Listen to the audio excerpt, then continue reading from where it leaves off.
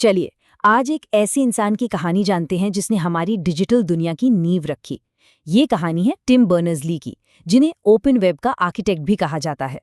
ये एक line Tim Berners-Lee के काम को पूरी तरह से समझा देती है। उन्होंने कोई सड़कें या पुल नहीं बनाए, बल्कि जानकारी का एक ऐसा जाल बुना जिसने अरबों लोगों को एक दूसरे से जोड़ दिया। और ये इस बात का सबूत है कि दुनिया को बदलने के लिए एक पावरफुल आइडिया ही काफी होता है। तो ये सब शुरू कहाँ से हुआ? देखिए, हर बड़े आविष्कार के पीछे एक जिज्ञासु दिमाग होता है, और टिम बर्नर्स-ली भी कुछ अलग नहीं थे। टिम का बचपन टेक्नोलॉजी के बीच ही बीता। सोचिए, उनके माता-पिता दोनों ही कंप्यूटर साइंटिस्ट थे, तो घर का माहौल ही ऐसा था जहां कंप्यूटर्स और मैथ्स की बातें होना आम था। इसी माहौल ने उनकी जिज्ञासु को और बढ़ाया, और वो सिर्फ प्रॉब्लम सुलझाने के बारे में नहीं, बल्कि टेक्नोलॉजी को और बेहतर कैसे बनाया जाए, इस बारे में सोचने लगे। और जैसे जैसे टिम बड़े हुए, उन्हें अपने चारों तरफ एक बहुत बड़ी प्रॉब्लम दिखाई दी। एक ऐसी प्रॉब्लम जो उस समय के हर रिसर्चर, हर स्टूडेंट और हर उस इंसान को परेशान कर रही थी जो कुछ नया सीखना चाहता था। आज ये सोचना भी अजीब लगता है ना, पर एक वक्त था जब जानकारी अलग अलग कंप्यूटरों में, अलग अलग फाइलों में पूरी दुनिया में बिखरी पड़ी थी। कोई एक सेंट्रल जगह नहीं थी, उसे ढूंढने का कोई आसान तरीका नहीं था। समझ लीजिए, एक बहुत बड़ी लाइब्रेरी जिसमें कोई कैटलॉग ही ना हो। और इस बिखरी हुई जानकारी तक पहुंचना, ओहो, एक बहुत बड़ी चुनौती थी। कुछ ढूंढना मुश्किल, किसी के साथ शेयर करना मुश्किल, और अलग अलग जानकारी को आपस में जोड़ना तो लगभग नामुमकिन सा था।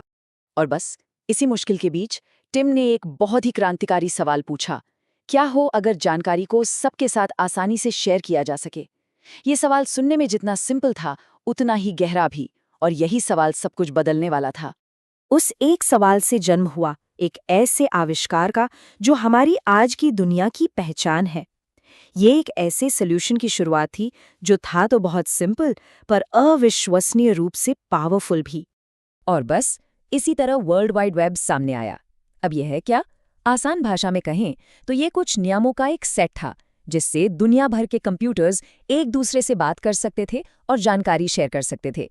ये उस बिखरी हुई पजल के टुकड़ों को जोड़ने का एक शानदार तरीका था। लेकिन वेब बनाने के बाद टिम ने जो फैसला लिया ना, वो शायद इस आविष्कार से भी कहीं ज्यादा बड़ा और जरूरी था। ये उनकी कहानी का सबसे बड़ा टर्निंग पॉइंट था। जाहिर है, मन में ये सवाल तो आता ही है, जब कोई इतनी बड़ी और जरूरी चीज बनाता है तो हम यही सोचते हैं कि वो बहुत अमीर हो गया होगा। तो क्या टिम बर्नर्स-ली के साथ भी ऐसा ही हुआ? देखिए, टिम के सामने ना साफ साफ दो रास्ते थे।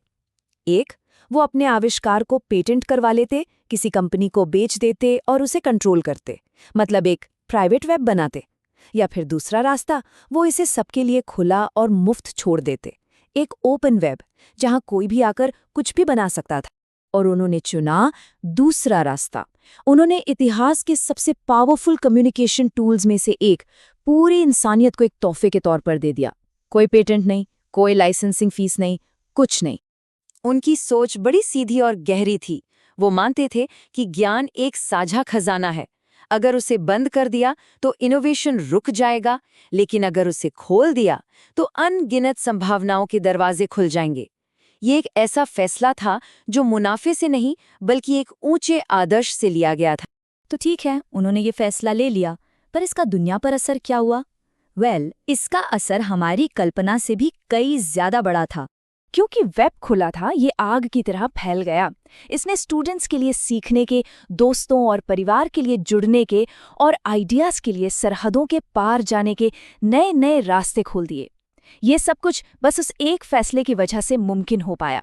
टिम बर्नर्स-ली की कहानी ना हमें कामयाबी की एक बिल्कुल अलग तस्वीर दिखाती है। ये हमें याद दिलाती है कि सक्सेस को हमेशा बैंक बैलेंस से नहीं नापा जाता। असली कामयाबी का मतलब एक बड़ा असर छोड़ना भी हो सकता है। इसका मतलब एक ऐसा टूल बनाना हो सकता है जो दूसरों को ताकत दे, और एक ऐसी दुनिया बनाना जो पहले से ज्यादा जुड़ी हुई और जानकार हो। तो इस पूरी कहानी का सार क्या है? यही कि जब हम ज्ञान को दीवारों में बंद करने के बजाय उसे सबके साथ बांटते हैं, तो हम असल में पूरी दुनिया के लिए तरक्की और विकास के दरवाजे खोल देते हैं। और ये हमें एक बहुत ही इंटरेस्टिंग सवाल पर लाकर छोड़ देता है।